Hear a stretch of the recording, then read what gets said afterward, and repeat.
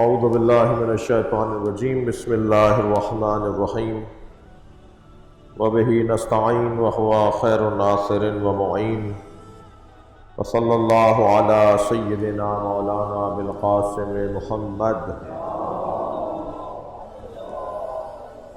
وآلہ الطیبین الطاہرین المعصومین ولعنۃ اللہ علی اعدائہم اجمعین من یوم عداوتہم الی قیام یوم الدین اما بعد قال امیر المومنین علی بن ابی طالب علیہ السلام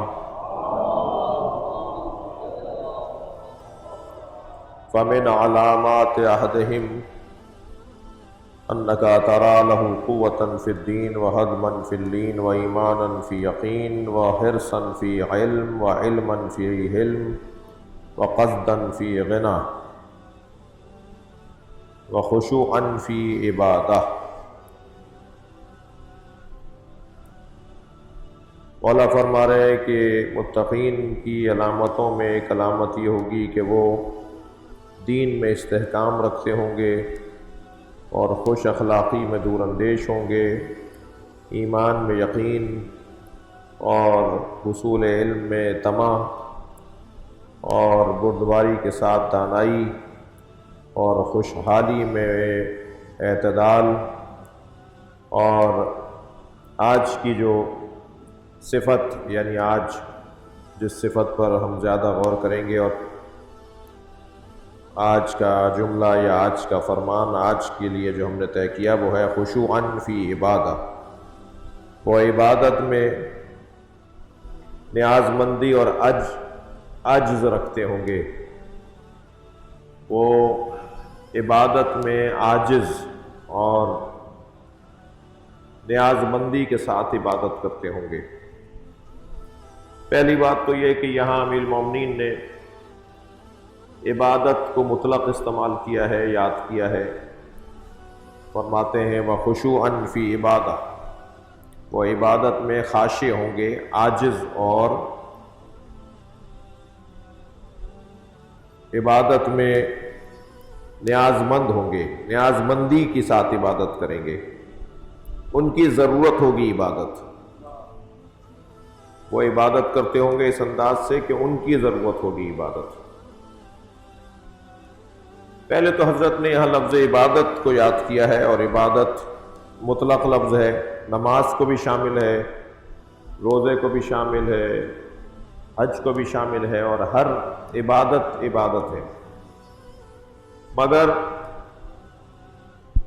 عبادتوں میں جو سب سے افضل عبادت ہے، جو تمام عبادتوں کو جمع کر لیتی ہے، وہ ہے نماز۔ یعنی اگر ہم دیکھنا چاہیں کہ وہ کون سی عبادت ہے جس میں جہاد بھی ہے، جس میں زکوٰۃ بھی ہے، جس میں خمس بھی ہے، جس میں امر بالمعروف و نہی عن المنکر بھی ہے، جس میں تولا بھی ہے، جس میں تبرع بھی ہے، وہ کون سی عبادت ہے کہ جس میں تمام عبادتوں کو ایک جگہ پر دیکھا جا سکے؟ تو وہ عبادت ہے نماز۔ نماز مجموعہ ہے تمام دین کا، اسی لیے نماز کو عمود الدین بھی کہا گیا ہے۔ خیمہ کھڑا کیا جاتا ہے تو اس کے بیچ میں ایک بانس لگایا جاتا ہے تاکہ خیمہ کھڑا ہو جائے۔ تو وہ جو بیچ میں بانس لگایا جاتا ہے، بیچ کا جو پلر ہوتا ہے، بیچ کا جو ستون ہوتا ہے، اس بیچ والے ستون پر خیمہ کھڑا ہوا ہوتا ہے، چھتری کھڑی ہوئی ہوتی ہے، چھتری کے بھی بیچ میں ڈنڈا ہوتا ہے نا، پھر چاروں طرف وہ سایہ دار ایک چیز بنی ہوئی ہوتی ہے۔ تو وہ جو بیچ کا ڈنڈا ہے، وہ جو بانس ہے، وہ جو ستون ہے، وہ جو پلر ہے، معصوم فرماتے ہیں کہ دین کا پلر، دین کی عمارت کھڑی ہوتی ہے نماز کے اوپر۔ نماز دین کی عمارت کو کھڑا کرتا ہے۔ یعنی اگر کم سے کم اور لازم اور بالضرور اگر یہ دیکھنا ہو کہ کون دیندار ہے، تو دیندار ہونے کی ایک ہی شرط ہے اور ایک ہی علامت اور نشانی ہے، وہ ہے نمازی ہونا۔ یعنی اگر کوئی نمازی ہے تو وہ دیندار ہے یا ہو سکتا ہے۔ ہو سکتا ہے سے مراد یہ ہے کہ اس نے اسکول میں داخلہ لیا ہوا ہے، اب یہ کہ نمبر اس کے کسی کے کم ہیں، کسی کے زیادہ ہیں، کوئی حقیقی معنی میں پہلی صف کا نمازی ہے، کوئی حقیقی معنی میں دوسری صف کا نمازی ہے۔ یہ سب جو ظاہری صفیں ہیں یہ نہیں، ممکن ہے کوئی چوتھی صف میں کھڑا ہو اور وہ نمازی ہونے میں پہلی صف کا ہو، اور ممکن ہے کوئی پہلی صف میں کھڑا ہو میری طرح اور وہ نمازی ہونے میں آخری صف کا ہو۔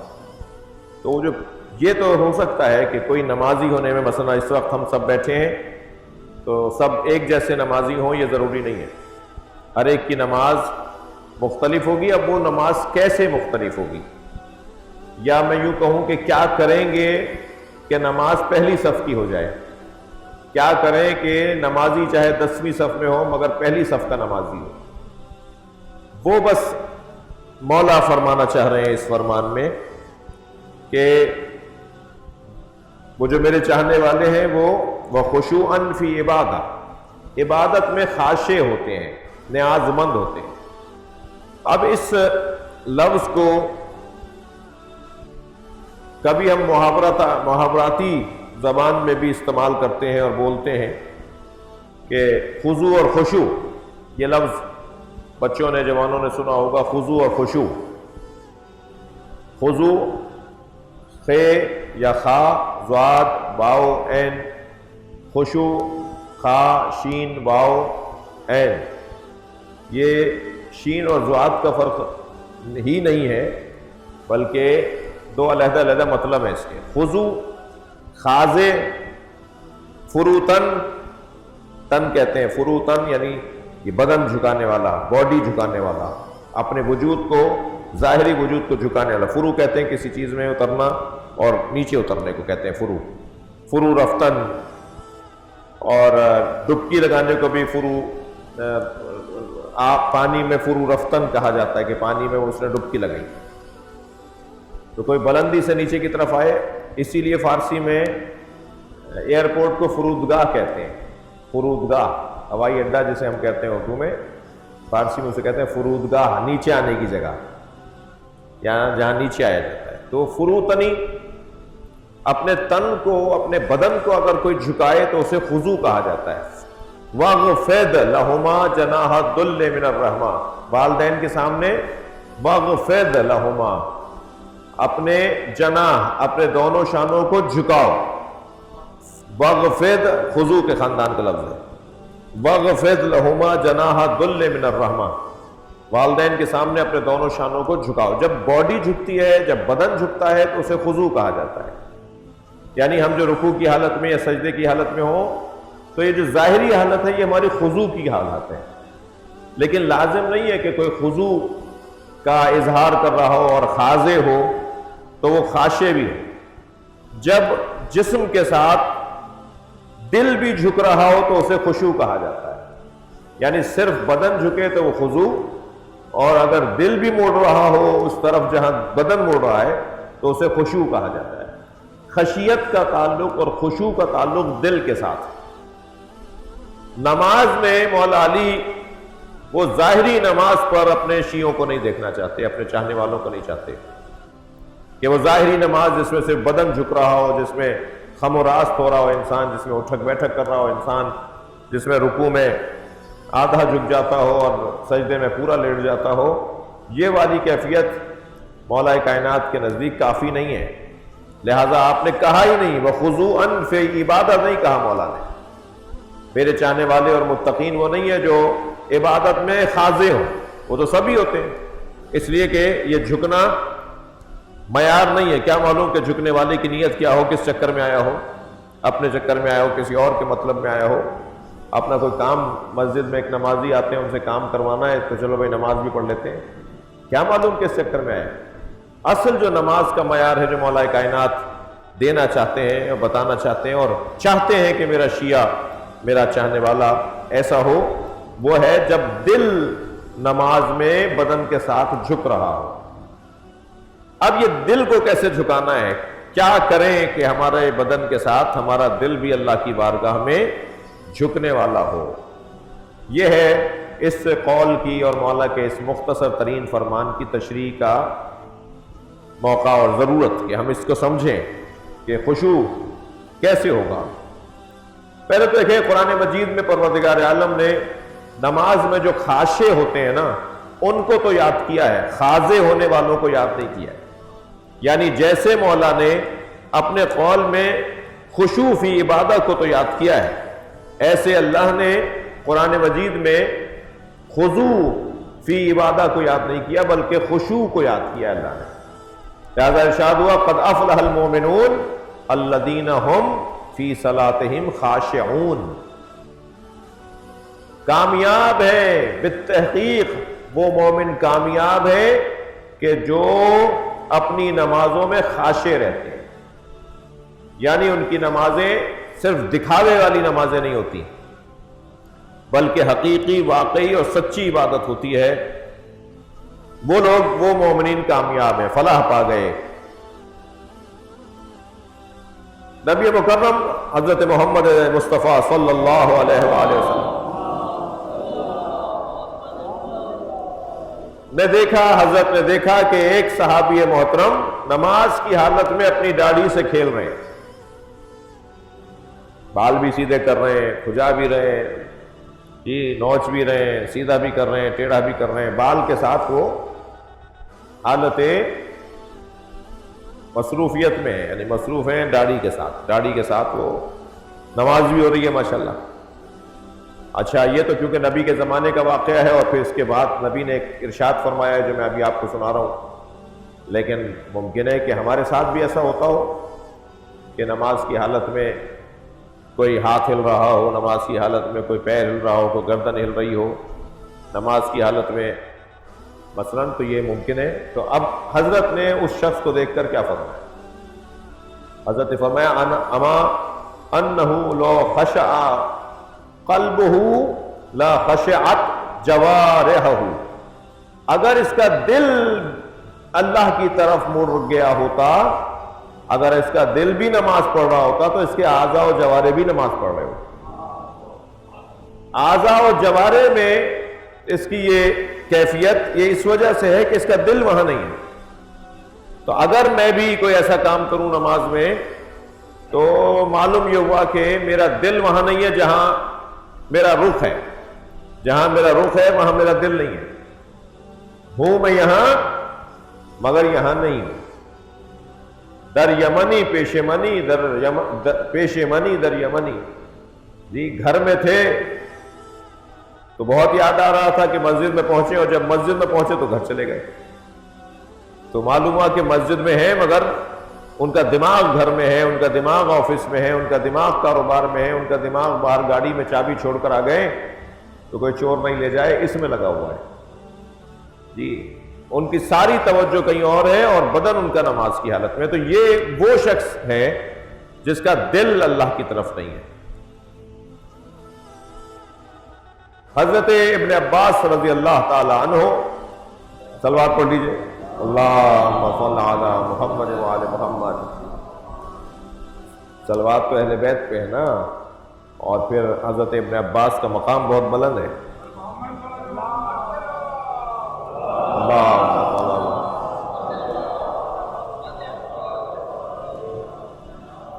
سے کسی نے پوچھا کہ حضرت بتائیں نماز میں خشوع کا معیار کیا ہے، کیسے میں اپنے آپ کو ٹٹولوں اور تولوں کہ میں نماز کی حالت میں خاشع ہوتا ہوں یا نہیں؟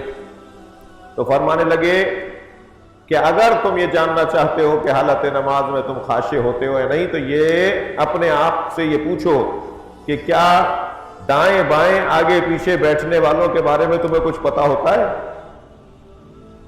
اگر دائیں بائیں آگے پیچھے بیٹھنے والوں کے بارے میں تمہیں سب پتا ہوتا ہے تو پھر تم نماز میں نہیں ہوتے ہو، جی برابر والے سے، دائیں والے سے، بائیں والے سے، پیچھے کون تھا آگے کون تھا، تمہاری اگر یہ توجہ ہے نماز کی حالت میں، البتہ جماعت میں ممکن ہے کہ یہ کیفیت تبدیل ہو جائے، ممکن ہے جماعت میں مصافحے کی وجہ سے پتہ چل جائے ہمیں کہ دائیں بائیں کون بیٹھا ہے، لیکن یہ والا قول جماعت سے مخصوص نہیں ہے۔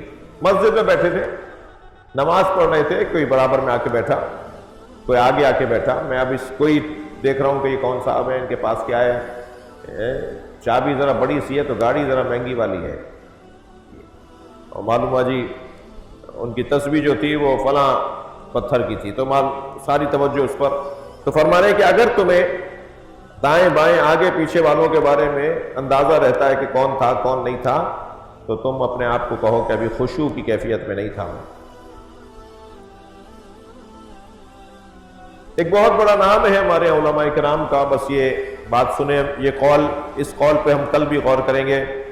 آج میری بات پوری نہیں ہوگی، جو میں بات چاہ رہا ہوں اپنے محترم سننے والوں کے حوالے کروں. ایک بہت بزرگ نام ہے، ایک بڑا نام ہے ہمارے علماء کرام میں، ملا فیض کاشانی. مرحوم فیض کاشانی فرماتے ہیں کہ 6 چیزیں نماز کو مکمل کرواتی ہیں. اگر 6 چیزیں ہیں ایک نمازی نے اپنا لی تو سمجھے اس نے نماز پڑھی ہے، اس کی نماز واقعی ہے، اس کی نماز سچی ہے، وہ نماز میں تھا. بیان کروں یا کل کریں؟ پہلی چیز فرماتے ہیں حضور قلب، دل وہی ہو جہاں نمازی ہے، بدن کے ساتھ دل بھی وہی ہو. دل سے آئیں، زبردستی نہ ہو، اماں ڈانٹیں گی اس لیے نہ ہو، ابا ناراض ہو جائیں گے اس لیے نہ ہو، دوست کہیں گے کہ آج تم مسجد میں نہیں آئے تھے اس لیے نہ ہو، 50 اور ایسی باتیں، اس وجہ سے نہیں. دل سے آیا ہو، اپنے اختیار سے آیا ہو، کسی کے دباؤ اور مجبوری کی وجہ سے نہ آیا ہو. دل اس کا نماز کے ساتھ ہو، دل سے نماز پڑھا. حضور قلب، قلب اس کا دل وہاں موجود ہو جہاں وہ نماز پڑھ رہا ہے. دوسرا ملا فیض کاشانی فرماتے ہیں تفہیم نماز، جانتا ہو کہ پڑھ کیا رہا ہے. اللہ اکبر کا کیا مطلب ہے؟ سمع اللہ لمن حمدہ، اس کا کیا مطلب ہے؟ بحول اللہ اقوم و اقعد کا کیا مطلب ہے؟ ایاک نعبد و ایاک نستعین کا کیا مطلب ہے؟ وہ جانتا ہو کہ وہ پڑھ کیا رہا ہے، اسے پتا ہو کہ اس کا مطلب کیا ہے. اب ممکن ہے کہ اس پتا ہونے میں کہ فلاں لفظ کا کیا مطلب ہے، ہر ایک کی کیفیت مختلف ہو، کسی کو زیادہ پتا ہو، کسی کو کم پتا ہو، مگر پتا ہو. اس آدمی پر واویلا اور افسوس ہو کہ جسے یہی نہ پتا ہو کہ میں پڑھ کیا رہا ہوں. ہاں، گہرائی میں ممکن ہے کوئی 1 بالش کا سمندر رکھتا ہو اور کوئی 10 فٹ کی گہرائی رکھتا ہو، اور کوئی مثال سینکڑوں فٹ کی گہرائی تک اتر جاتا ہو، وہ علیحدہ بات ہے. لیکن کم سے کم پتہ ہو اسے، یعنی ترجمہ پتہ ہو. اگر تفسیر پتہ نہیں ہے، اگر تفسیر پتہ ہے تو ایک قدم آگے بڑھے، اس کی تعویل کی طرف بھی جائے، اس کے بطن اور اس کی اور گہرائی اور عرفانیات کی طرف جائے. لہٰذا یہ جو کیفیت ہے نا نماز میں، کہ ایک شخص کو صرف ترجمے کی حد تک پتہ ہے کہ بحول اللہ اقوم و اقعد کا کیا مطلب ہے، ایک کو اس کی تفسیر بھی پتہ ہے، ایک کو اس کا بطن بھی پتہ ہے، اور ایک اس کی عرفانیات میں اترا ہوا، یعنی اسے ممکن ہے پوری نماز میں ایک جملہ، پوری نماز کا ایک جملہ، مثلا یہی سمع اللہ لمن حمدہ، ایک جملہ ہی اسے معراج کروا رہا ہو. پوری نماز تو بہت کمال ہے کہ اگر پوری نماز کسی کو معراج کروا رہی ہو، ممکن ہے کہ ایک جملہ ہی اسے معراج پر پہنچا رہا ہو، اس کے وجود میں اتر چکا ہو، اس کی روح کا حصہ بن چکا ہو، اسے پتا ہو کہ یہ جو میں نے جملہ کہا ہے اس کا مطلب کیا ہے. لہذا بعض بزرگ اور عرفا ساری رات ایک رکعت میں رکوع ایک رات میں پورا کرتے تھے، سجدے میں 4 گھنٹے لگاتے تھے. جی، ایاک نعبد و ایاک نستعین 400 مرتبہ بولتے تھے. اب یہ نماز جماعت میں ہم نہیں کر سکتے، اس لیے کہ اس کے احکامات علیحدہ ہیں. ائمہ نے پیش نمازوں کو محدود کیا ہے، سمجھایا ہے کہ یہ نہیں کرنا یہاں پر، یہ اگر یہ والے کام کر رہے ہیں تو اپنے اکیلی والی نماز میں کرو، جو تنہائی میں نماز پڑھتے اس میں کرو، نمازیوں کا خیال کرو. وہ علیحدہ بات ہے، یعنی یہ توقع نہ کی جائے ہم سے، یا ہمیں اس طرف نہیں جانا ہوگا. لیکن وہ ایاک نعبد و ایاک نستعین، پھر دوبارہ، پھر تیسری دفعہ، پھر چوتھ، معلوم ہے 400 مرتبہ صرف اسی جملے سے آگے نہیں بڑھ پا رہے. کسی نے پوچھا حضور کیا بات ہے؟ ہم آپ کے برابر میں بیٹھے آپ کی نماز دیکھ رہے تھے، آپ کو دیکھ رہے تھے، آپ ایاک نعبد و ایاک نستعین کو بار بار کہہ رہے تھے. کہنے لگے جب بھی کہتا تھا تو پھر اپنے آپ سے کہتا تھا جھوٹ بول رہے ہو. اللہ کے سامنے وہ لفظ بولا جاتا ہے نا محاورتاً، منہ پہ جھوٹ بول رہے ہو.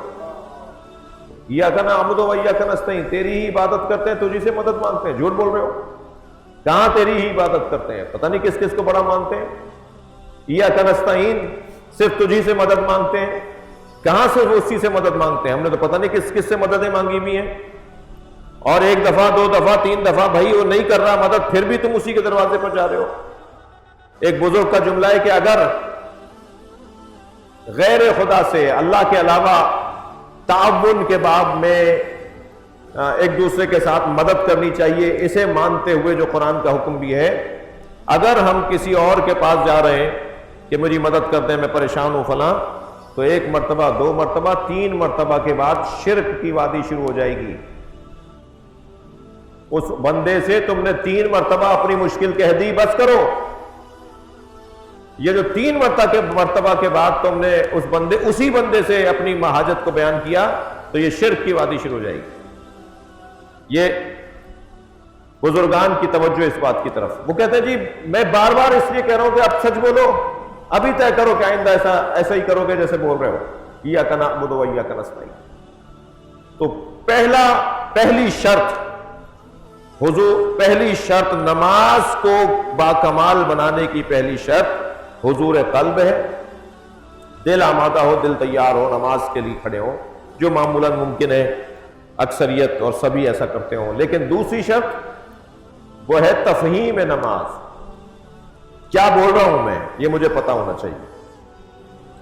تیسری شرط فرماتے ہیں تعظیم. جس کے سامنے کھڑے ہیں، مثلا ابھی اگر فرض کریں آیت اللہ سیستانی مجلس میں آ جائیں، اس جگہ پر آ جائیں، تو ہم سب کھڑے ہو جائیں گے نا. اس کھڑے ہونے کو ہمارے ان کی تعظیم کہلائے گا. اچھا، جتنا مقابل اور صاحب عظمت بلند ہوگا، اتنا ہی تعظیم میں بھی فرق ہوگا. یعنی ممکن ہے اسی مجمع میں کوئی لیٹا جا رہا ہو ان کے پیروں میں، کوئی ان کا ہاتھ چوم رہا ہو، کوئی ان کی ابا چوم رہا ہو، کوئی دیکھ کے رو رہا ہو، اور ممکن ہے کوئی کہے بس ٹھیک ہے کھڑے ہو گئے، آئے تھے اب کھڑے ہو گئے، بس کافی ہے، ابھی کیا کر رہے ہو یہ سب تم. وہ جو ہر ایک کا مختلف انداز ہوگا کسی کی تعظیم کرنے کا، وہ پچھلی والی کیفیت سے جڑا ہوا ہے کہ وہ جانتا ہے کہ کون ہے. جتنا جانتا ہوگا اتنی اس کی تعظیم مختلف ہوتی چلی جائے گی، جتنا جانتا ہوگا. اچھا، ممکن ہے کوئی کہے یہ کیا ہو رہا ہے، کون ہے یہ، تو بہت دیر تک مذاق کر سمجھے کہ یہ کیا ہو رہا ہے، اور کان میں کسی نے اسے جا کے کہا یہ آیت اللہ سیستانی ہے، اور ایک مرتبہ اچھلے کہ ارے یہ ہے سیستان، مجھے نہیں پتا تھا. تو وہ جو ایک دم اس کے اندر تبدیلی آئی، وہ اس کی معرفت کی وجہ سے تبدیلی آئی. تو جیسے جیسے سمجھ اور سوچ اور فہم اور معرفت بڑھتی چلی جائے گی، تعظیم مختلف ہوتی چلی جائے گی. لہذا کوئی تو نماز میں آتا ہے مثلاً دوڑتے بھاگتے اور اچھلتے کودتے، اور کوئی مسجد میں قدم رکھتا ہے تو پہلے 2 رکعت نماز پڑھتا ہے، کیونکہ ہر مسجد کے لیے 2 رکعت نماز مستحب ہے. جب بھی کبھی مسجد میں قدم رکھو، نماز جماعت اور نماز پنجگانہ اپنی جگہ، لیکن مسجد کے آداب میں سے ایک ادب یہ ہے کہ 2 رکعت نماز اس جگہ پر پہنچنے کے بعد پڑھی جائے. یہ مسجد معمولی جگہ نہیں ہے، یہاں نجس آدمی نہیں آ سکتا، یہاں نجس آدمی کی گزر نہیں ہے، اس کو گنجائش نہیں ہے کہ وہ گزرے. یہاں سونا اس لیے مکروہ ہے کہ تم حالت نوم میں سوتے ہوئے اگر نجس ہو گئے تو یہاں تمہارا یہ کام نہیں تھا، اس لیے مکروہ ہے، سو نہیں آتا. یہاں اونچی آواز میں بات کرنا، تکرار کرنا، یعنی آپس میں لڑنا بولنا، یہاں مکروہ ہے. یہ مسجد ہے، یہاں کسی نہ کسی، یہاں سے مراد باب العلم کی بات نہیں کر رہا، ہر مسجد کی بات کر رہا ہوں، یہاں کسی نہ کسی نبی کے بدن مبارک کا کوئی حصہ ضرور ہے، یا خون کا قطرہ ہے ان کا یہاں، یا ان کے بدن کا کوئی بال، یا ان کے بدن کی کوئی ہڈی یہاں موجود ہے. اللہ اپنی عبادت گاہوں کو نورانی اور روحانی بناتا ہے اپنے اولیاء کے وجود کے ذریعے سے. یہ ایک میں نے حدیث کی طرف آپ اشارہ کیا ہے، جو پھر کبھی تفصیل سے اس حدیث کو سمجھا جائے اور اس کو پڑھا جائے. مفہوم اور ایک پیغام ہے ایک حدیث کے اندر، وہ میں نے عرض کیا آپ سے. لہذا تعظیم، آرام آرام سے قدم رکھنا، آتے جاتے خیال رکھنا کہ مسجد میں داخل ہو گیا ہوں. بھائی اسی مسجد کے صحن میں دو لڑکے لڑ رہے تھے کچھ عرصہ پہلے. میں نکل کے جا رہا تھا اپنی سواری کی طرف، ایک حد سے گزر رہا تھا اور ایک کہہ رہا تھا کہ ذرا باہر آ جاؤ تو بات کرتے ہیں، ذرا دروازے کے باہر چلو پھر بات کرتے ہیں. تو وہ جو لڑکا کہہ رہا تھا کہ ذرا باہر آ جاؤ تو بات کرتے ہیں، میں نے اس سے کہا تم باہر جا کے کیا کرو گے؟ کہنے لگا مولانا یہ مسجد ہے، یہ لڑنے کی جگہ نہیں ہے، باہر اسے بتاؤں گا میں نے کہا خدا کے واسطے باہر جا کے بھی اسے کچھ نہیں بتانا، اس لیے کہ وہاں بھی اللہ دیکھ رہا ہے. مگر اس جوان پر مجھے خوشی اس بات کی ہوئی کہ اسے اتنا ادب تھا، اتنا احساس تھا کہ مسجد میں لڑتے نہیں ہیں، مسجد میں تکرار نہیں کرتے، مسجد میں الجھتے نہیں ہیں. یہ جگہ مقدس جگہ ہے، محترم جگہ ہے. یہاں ممکن ہے اسی مجمع میں ہم میں سے کچھ لوگوں جنہیں کوئی بھی نہ جانتا ہو کون ہے جی، اور ممکن ہے کچھ بہت سارے ایسے لوگ یہاں موجود ہیں جنہیں ہم دیکھ ہی نہیں رہے، یہ ہم انہیں پہچان ہی نہیں رہے ہو، انہیں ہم دیکھ بھی نہ رہے ہوں. پہچاننا تو دوسرا مرحلہ ہے، پہلا مرحلہ ہم دیکھ ہی نہیں رہے. جن ہو مثلا اللہ کے ملائکہ یہاں آئے ہوئے ہوں. تو مسجد کیونکہ محترم جگہ ہے، اور پھر مصلی، محراب، یہ جو محراب جس میں آپ مجھے کھڑا کرتے ہیں یہی محراب نہیں ہے، آپ کا ہر ایک شخص کا مصلی محراب ہے. محراب یہ تو حضرت معاویہ نے بنوائی تھی، یہ والی محراب.